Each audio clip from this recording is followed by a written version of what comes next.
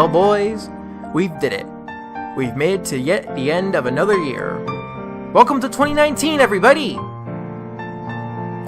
This year is looking to be the most promising year yet on the railroad scene. First off, we got the big boys' return, the celebration of the first transcontinental railroad this year, and many more things to come within this year. But we're not here to talk about that. We're here to talk about what I've been doing last year in 2018. So now, let's get started on looking back into 2018.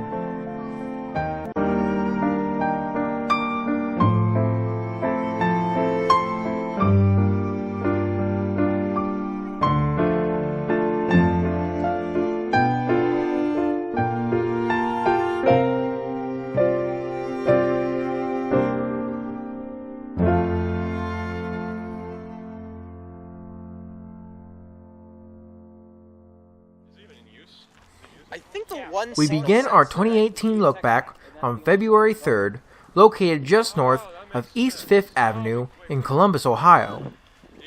Located here is a former New York Central signal bridge, which only carries one set of signals for CSX's Columbus Line subdivision. Here, both the tracks of CSX and Norfolk Southern's Dayton district parallel each other here. The tracks closest to us belonging to Norfolk Southern. Then our first train comes by, with some very unique power on board.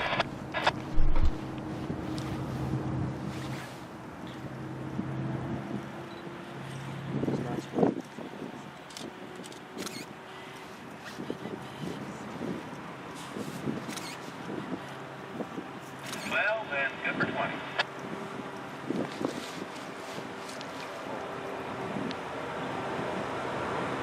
That standard cab.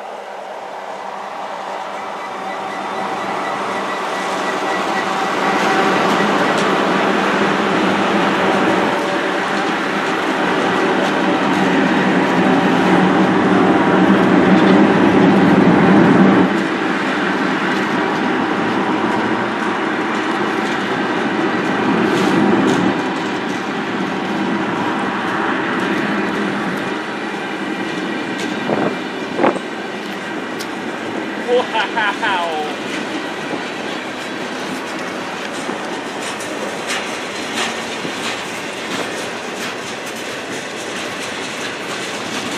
On this train was 5 former BHP Billiton iron ore locomotives which used to work in Australia. They're now owned by EMD. We later caught back up with them, stopped at the North Highland Avenue crossing. They are awaiting a new crew, as they came off the former Sandusky line only a little while ago. As you can see, the Aussie locomotives have attracted a small crowd of people. Later that day, we then relocated to Lincoln Avenue crossing, where we caught a northbound NS freight train being led by Union Pacific Power.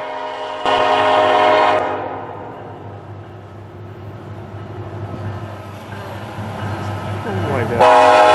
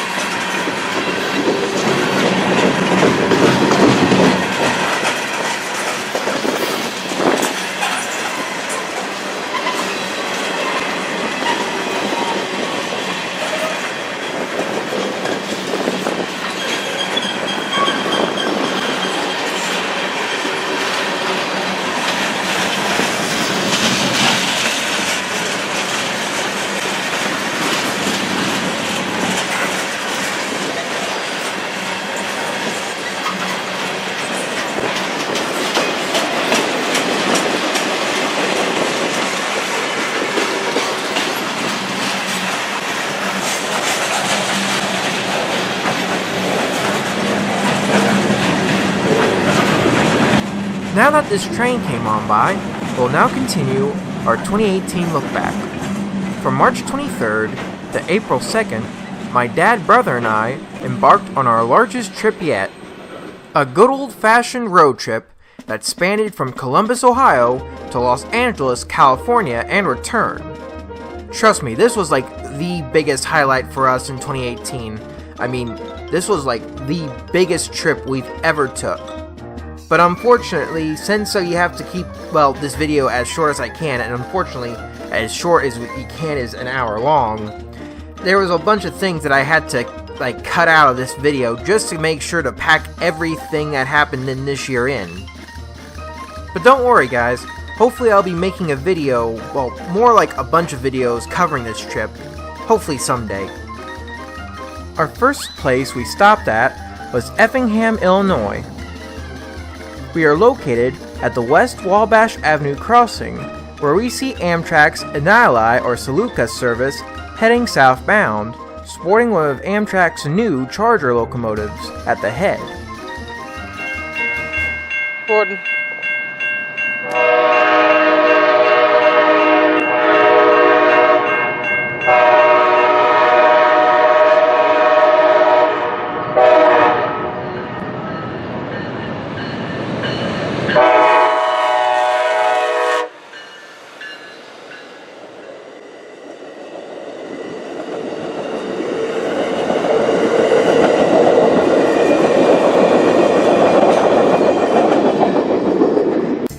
As the train rolls on into the night, we then went to our hotel to sleep the night.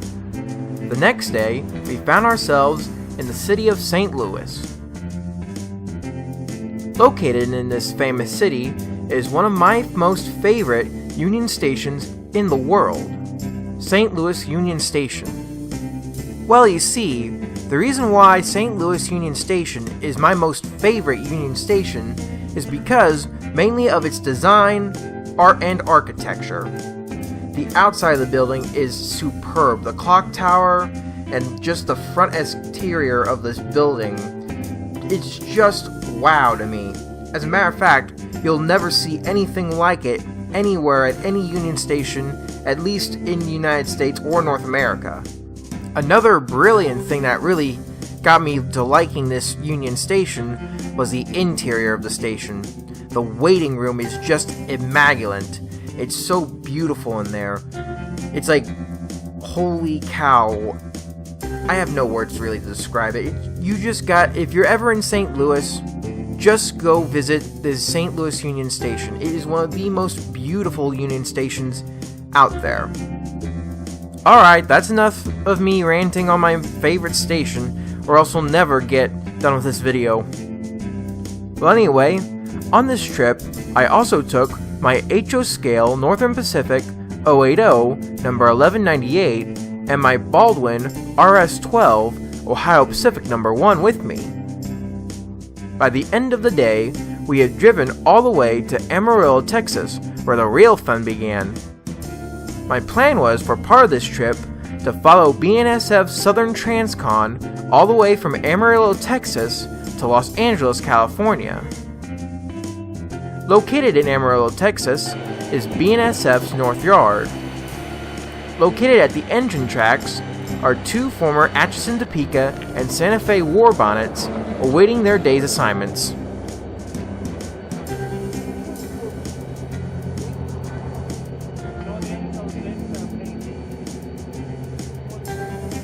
Later that day, we ended up in Hertford, Texas, next to the old depot along the Hertford sub, where we caught a westbound BNSF intermodal train passing the old depot. The winds that blow across northern Texas are really fierce. As a matter of fact, as this train approaches the depot, you can barely hear the horn until the train is literally right past the depot.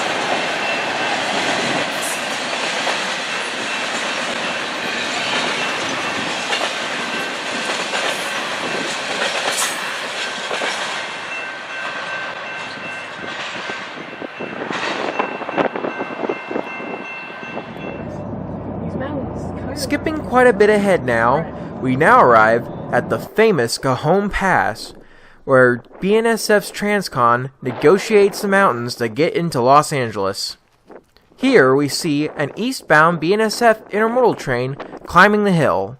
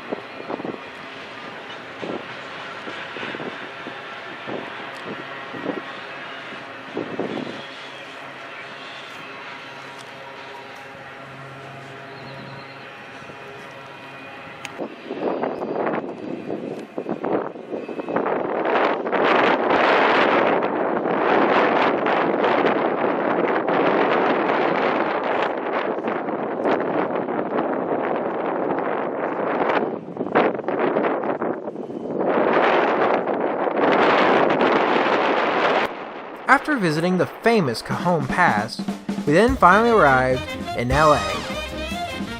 The hotel we stayed at was the good old Queen Mary, a beautiful, retired ocean liner. At the time of our visit, they were restoring the three funnels back into its Cunard colors.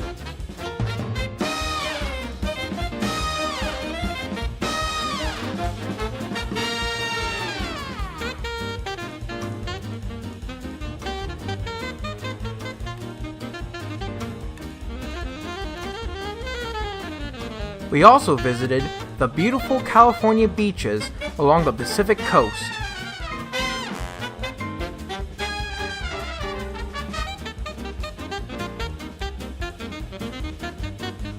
I even left my markings there. We also visited, in my opinion, the third most beautiful station in the world, LAUPT.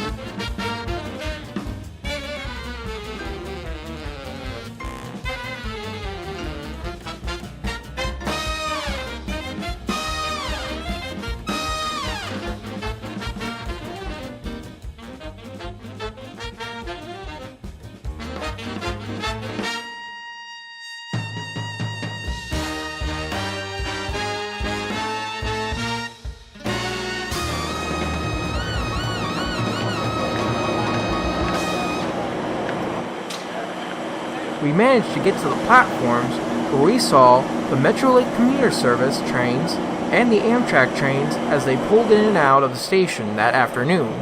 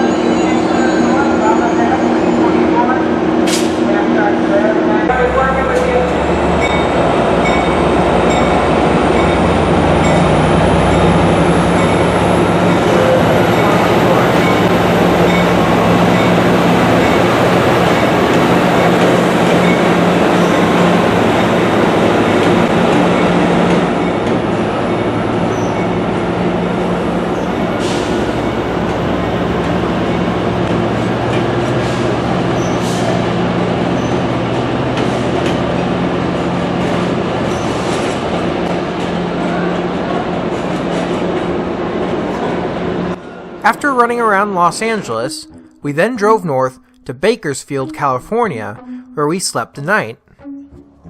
The next day, we then visited the world-famous Tehachapi Loop.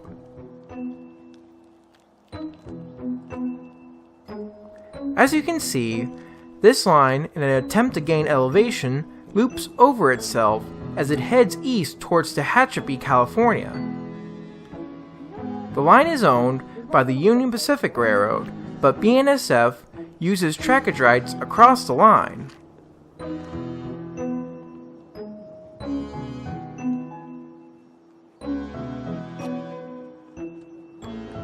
Along Woodford Tehachapi Road is a place called the Tehachapi Loops Overlook, where you can park your car and look off the rims of the mountains down towards the loops.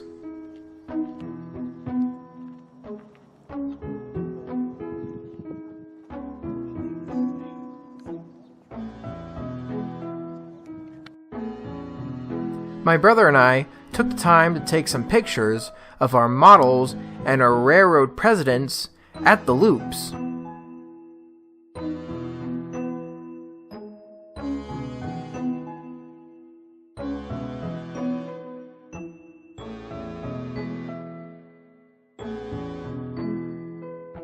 We then caught a westbound Union Pacific freight train as it negotiated the loop.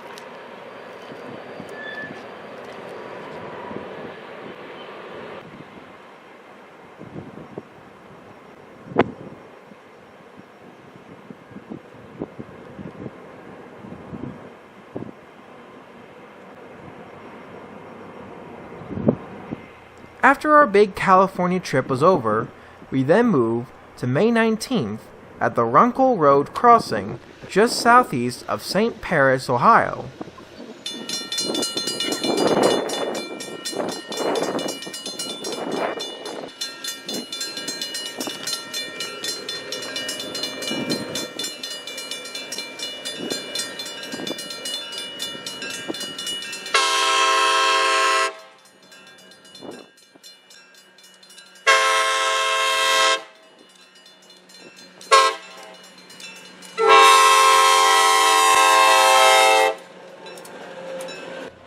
As you can see, this was the day we chased the Lima Limited from Springfield to Lima, Ohio and return.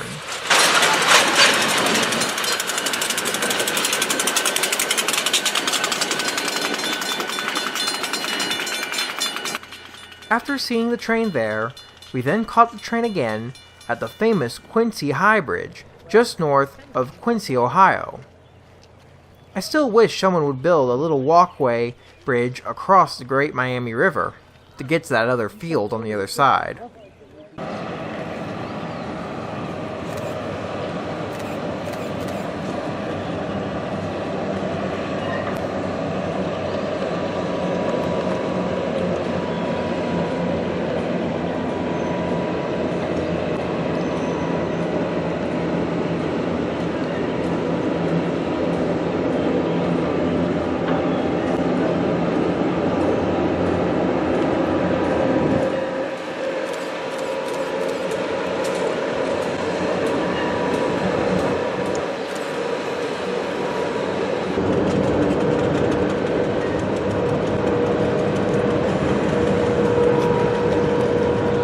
If you want to see more of this trip, you can go visit my video I covered on it, Ohio Rail Excursions, Volume 1, The Lima Limited.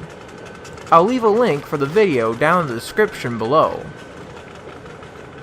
We then move to May 26th at the South Charleston Depot along West Mound Street in South Charleston, Ohio. On this day, we were chasing the Spirit of Urbana from Washington Courthouse, Ohio to Urbana, Ohio and return.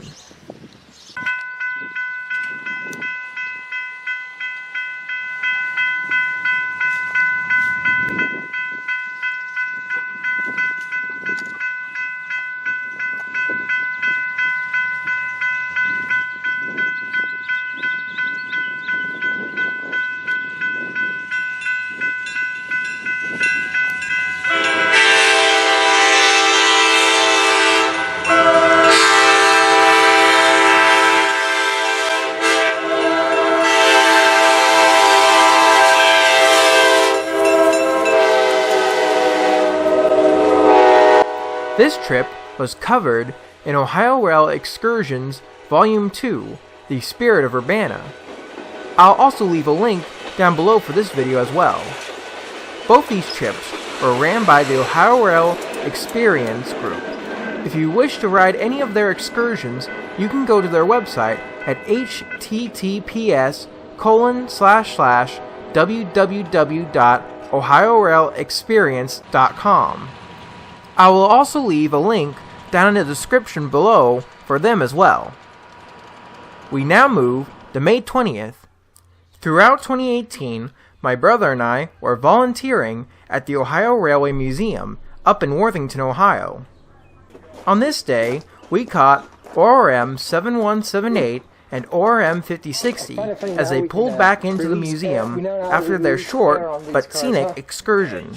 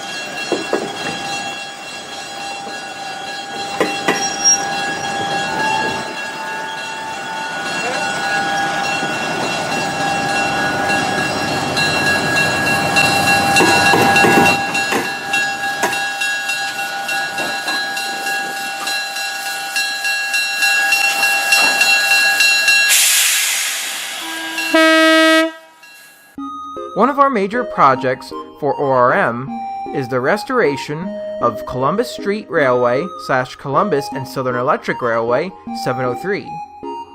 703 is one of 2 surviving Columbus streetcars that are left, but it is the only one that you can still see, due to the fact that the other one is in private ownership. Currently, the museum has a GoFundMe page set up to raise money for 703's restoration. We have currently raised $7,382. Not bad, but we still need to raise $25,000 in order to make this happen. If you wish to donate any money to this project and see 703 back up and running, you can go to their website. I'll leave a link down in the description below so you can go check it out. We now find ourselves on May 30th, where we see our safety coordinator moving a pile of ties to a new location on the property.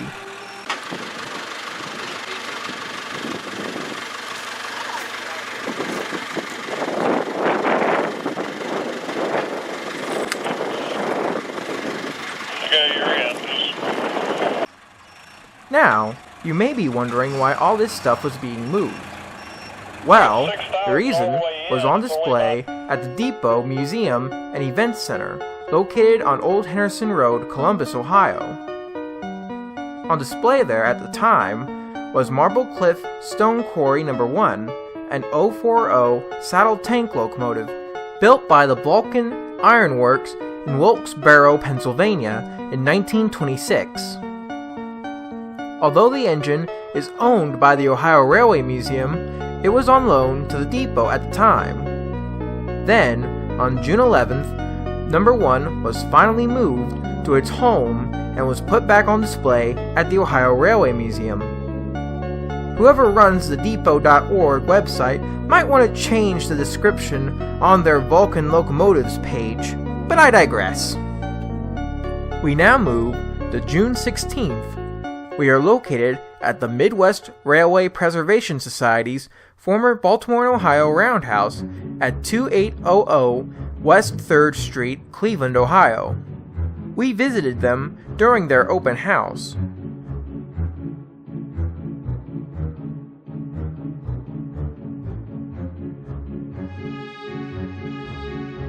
At the time of our visit, they had made significant progress on restoring stalls 6 through 10 on the roundhouse, but still had quite a ways before they can be fully restored. They have also moved Grand Trunk Western 4070 onto stalls 6 and 7.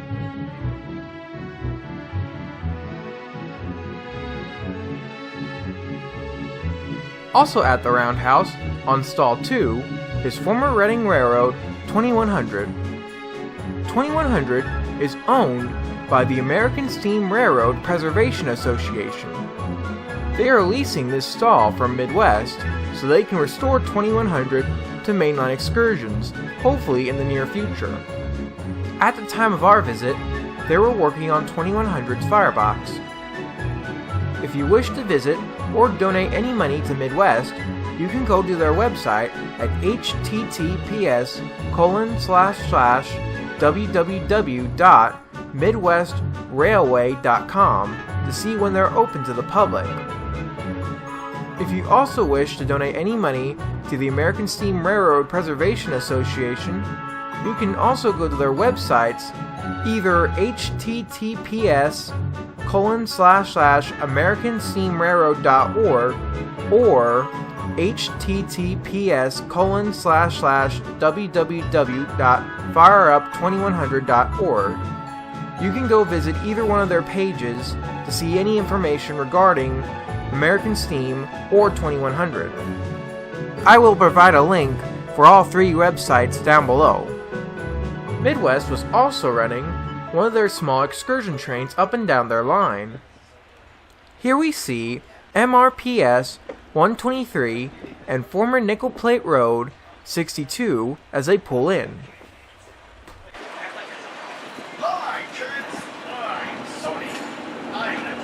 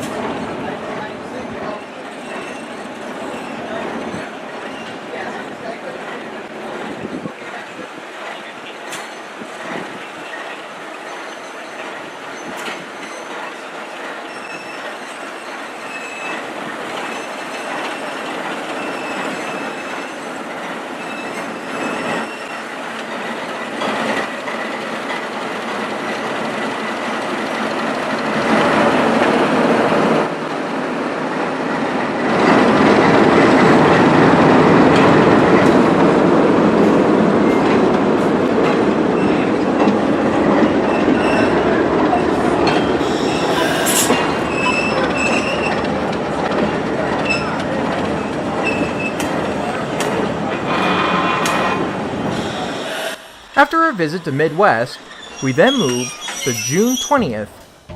On this day, my mom, brother, and I visited the Museum of Transportation in St. Louis, Missouri. This museum has every mode of transportation: planes, boats, and even a nice collection of vintage cars and automobiles. But by far, the museum's best and by far biggest collection is their railway equipment. They have a motto here: so many trains, so little time, and boy, does that stand up here. So, in the interest of time, I'll just be showing the most notable locomotives they have here. Sitting outside of the sheds is the newly cosmetically restored New York Central 2933. This type of locomotive is classified as a 482 mountain type, although the New York Central called their 482s Mohawks. The New York Central preferred to use these locomotives on their fast freight trains across the system. The reason for it was because these engines were not really good at hauling passenger trains. They proved to be unstable, as it were, when they were hauling those types of trains. Although there are a handful of New York Central steam locomotives left, this one and another Mohawk up in Elkhart, Indiana, are the only two mainline locomotives left from the New York Central. The museum did a fantastic job on the restoration of this locomotive. Heck, it looks like it could be fired up and just driven out of the museum for mainline excursion runs. Heck, if only that could happen. The other notable and more famous locomotive that is showcased here is Frisco 1522. The 1522 is a 482 mountain type built for the St. Louis-San Francisco Railway, more commonly referred to as the Frisco Railroad. Starting in the late 1980s, 1522 was restored by the St. Louis Steam Train Association and became a mainline steam excursion star. This engine took part in many notable events, such as the 1990 NRHS convention in St. Louis, the double-header run with Norfolk and Western 611, and the 2001 BNSF Employee Appreciation Specials. Unfortunately, in 2002, 1522 was retired again and put back on display here. Hopefully someday, this majestic steam locomotive will come out of its shed once again to grace the mainline rails in excursion service. Trust me, this is a great place to visit. If you wish to visit the museum, they are located at 2933 Barrett Station Road, St. Louis, Missouri. You can also visit their website at https://transportmuseumassociation.org to see when they're open to the public. We now move to July 19th, where we find ourselves in Newport, Kentucky, across the Ohio River from Cincinnati, Ohio. On this day, we rode the BB Riverboat's Belle of Cincinnati on the Ohio River.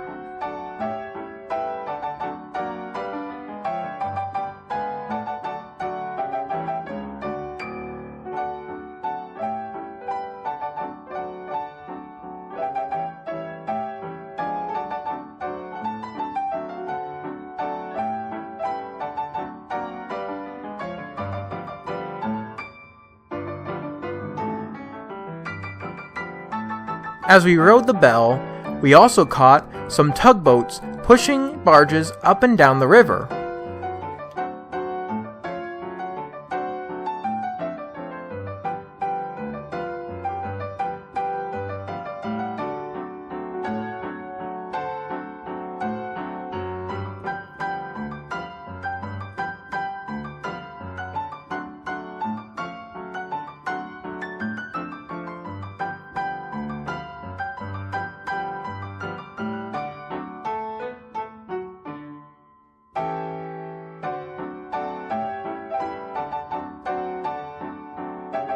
If you wish to take a leisurely cruise down the Ohio River, especially out of Cincinnati, you can go to the BB Riverboats website at https://bbriverboats.com to see when their cruises are offered.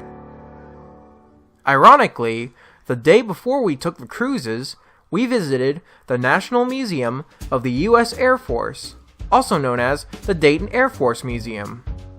This museum has a massive collection of planes stretching back from the early beginnings all the way up to the present day, and with many other planes right in between.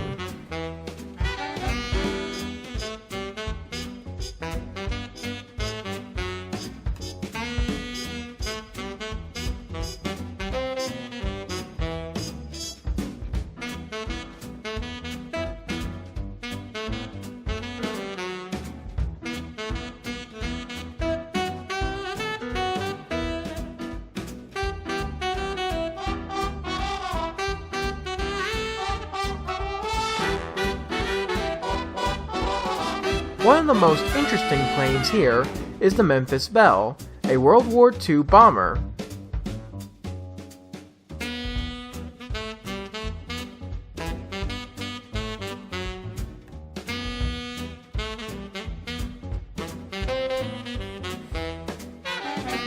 If you wish to go visit the Dayton Air Force Museum, you can go to their website at https://www.nationalmuseum.af.mil to see when they're open. We now move to October 6th. On this day, we chased the fall edition of the Spirit of Urbana with a freshly repainted 55, now C&O 5704. Here we see 5704 as it leads the train south through South Charleston, Ohio.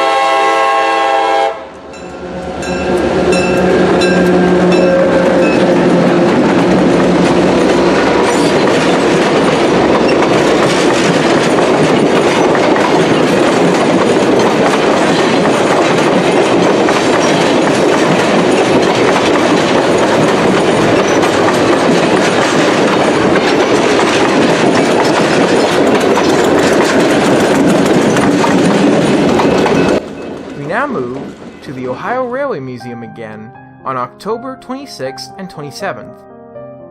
On these days, ORM was operating their well-known Ghost Trolley event. During this event, you can see some mighty strange things around here.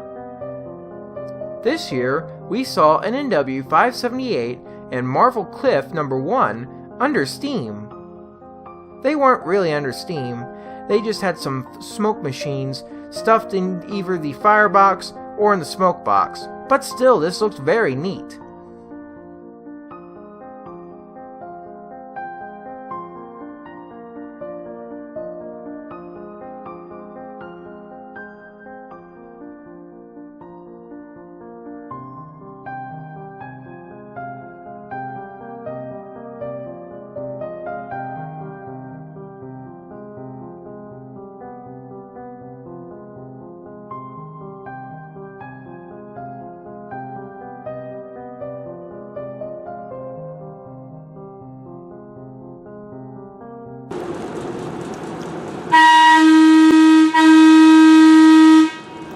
We see 64 as it leaves the main yard southbound with a group of passengers looking for ghosts. I wonder if they've ever found anything.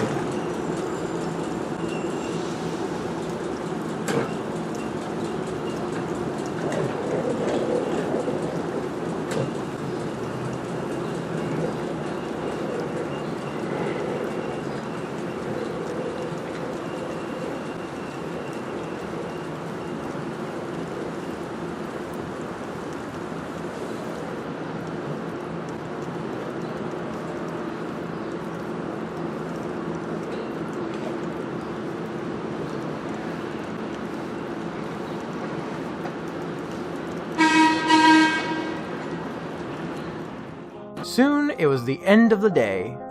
64 had returned, and we were just closing up.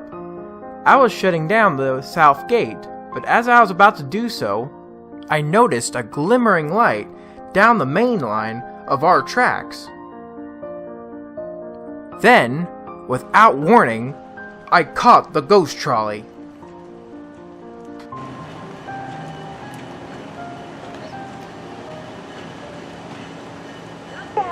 Main yard, track is clear. 450 and number 2 entering the yard.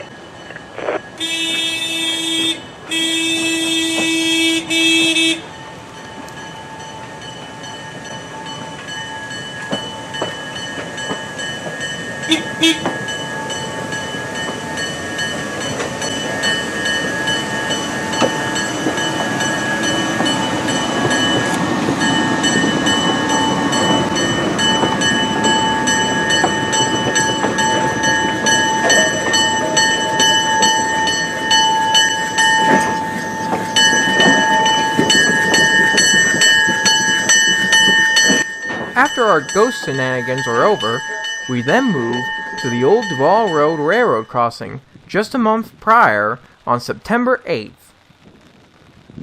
The reason why I was out here in the rain was because I heard from my friend Jake that former British Columbia Rail number 4617 was on a southbound unit grain train leading it. So I got set up here to catch it, but just before I caught it, CSX had decided to send a southbound manifest train just ahead of the BC Rail train. So I caught that first.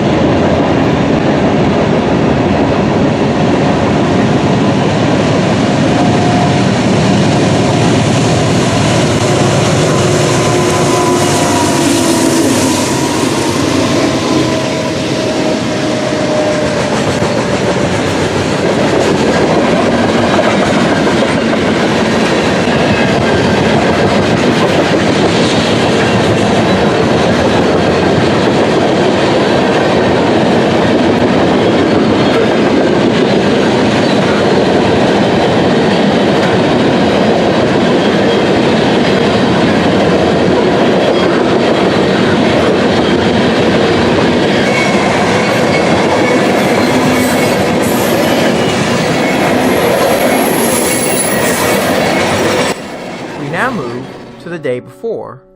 Don't worry, this will be the last time we go backwards.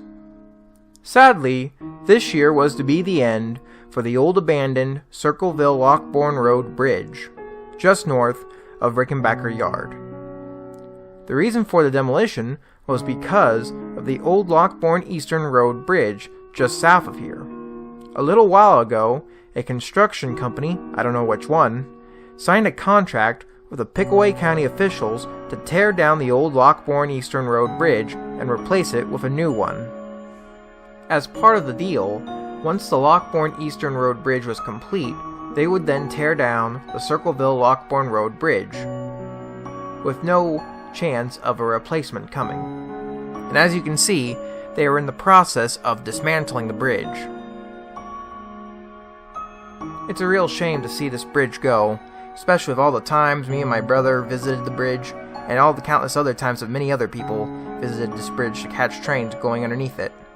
Oh well, at least we still have the memories and all the videos and the photographer's pictures. Oh well, let's move on.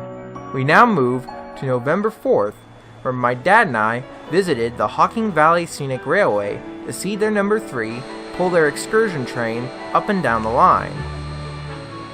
We first see the train at the old Haydenville Depot as it comes rushing by with the excursion train.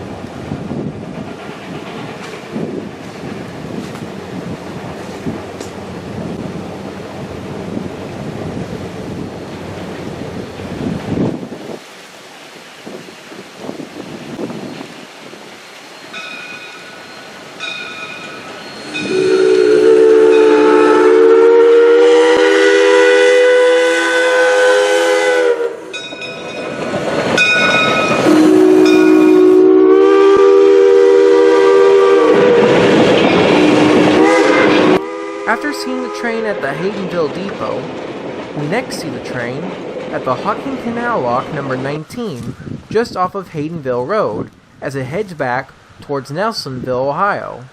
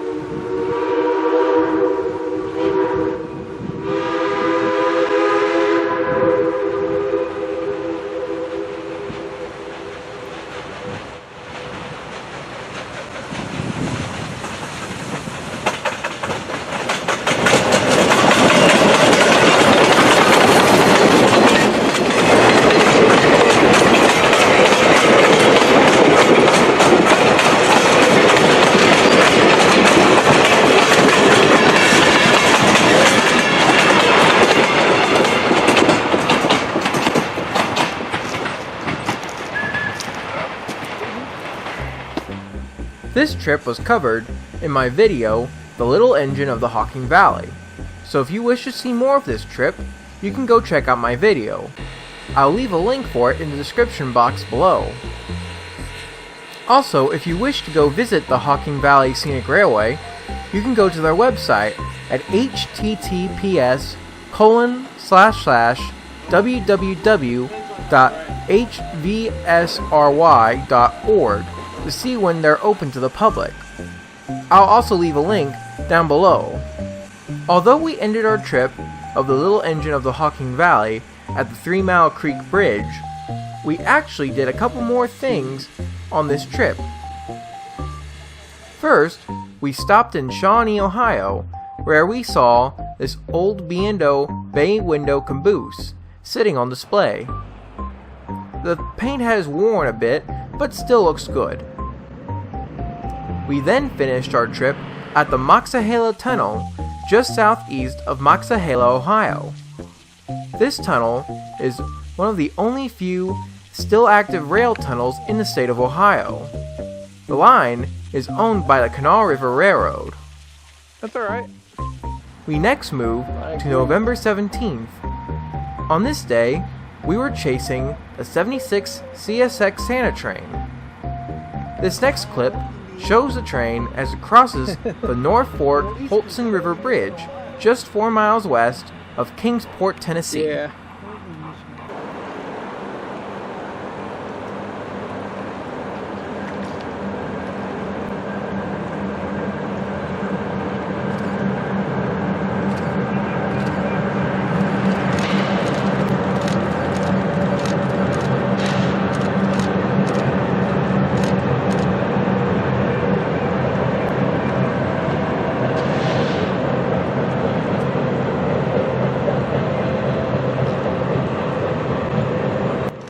I've covered this trip in my video, CSX 76 Santa Train, the F40PH run.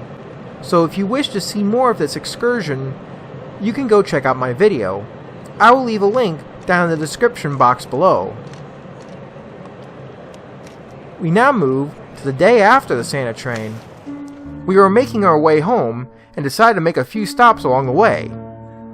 Our first stop was the Natural Tunnels at Natural Tunnel State Park.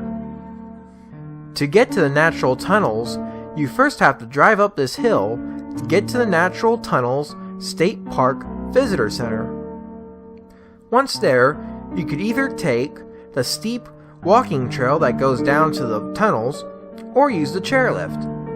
Unfortunately, the chairlift was not working that day, so you could guess which one we had to take.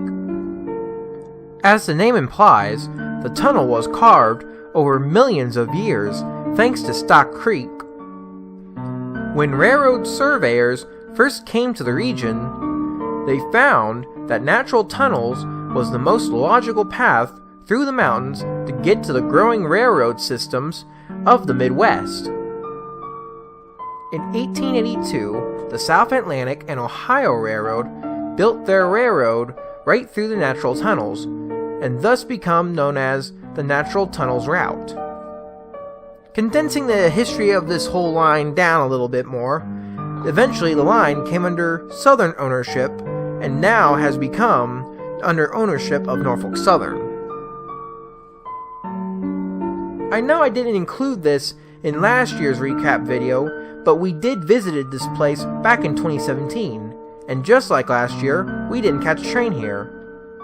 The reason why we didn't see a train here during both years we came and visited this place was located at the Irondale Road Railroad crossing, just south of East Stone Gap, Tennessee.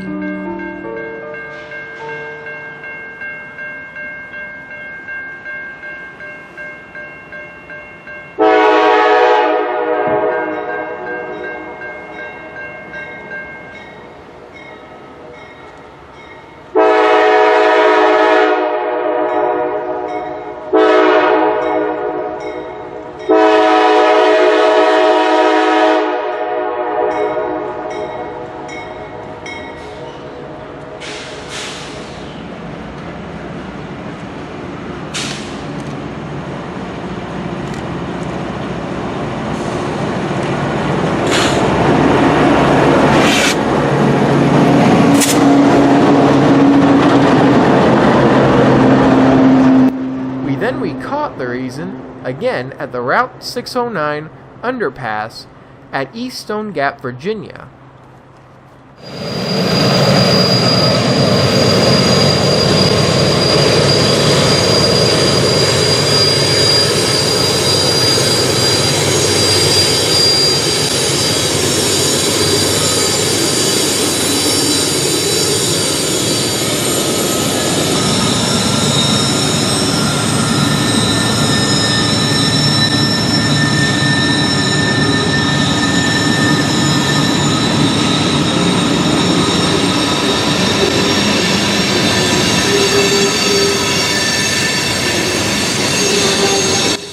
You see, CSX has trackage rights on this line, and this poor crew had been trying all day to get their coal train up this hill.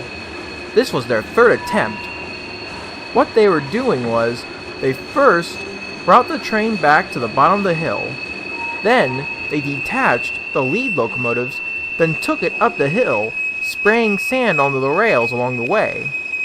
Once they reached the top of the hill, the lead engines then came back, then attached to the train, and attempt to climb the hill with the sand on the rails one more time. Unfortunately, we couldn't go back to the Natural Tunnels State Park to see it go through the tunnels. I really hope this crew got their train up and over the hill.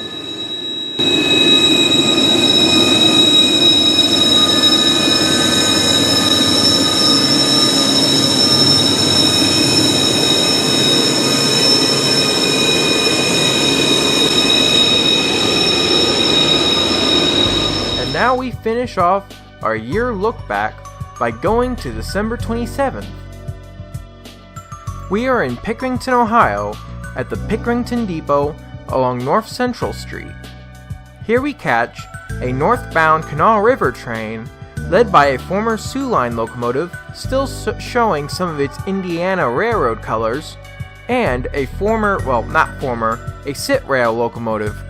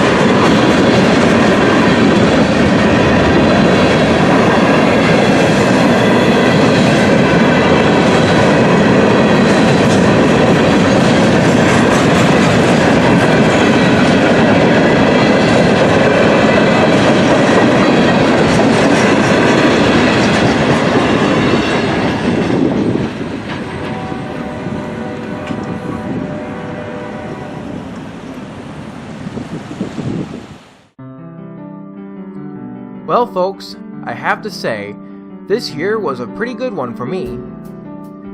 I'm sorry to have this video be coming out 17 or 18 days late, but what can you do? I can't wait to see what happens in 2019. This year will definitely be the year of Steam. As a reminder, if there was any museum or tourist railroad you were wanting to check out, you can go to any of their websites, which I'll be leaving a link down below in the description box. This also goes for any of my videos you might have heard in this video, too. Well folks, I had a great time last year, and hopefully this year will be a very good year too. I hope you guys have a good day, and see you later.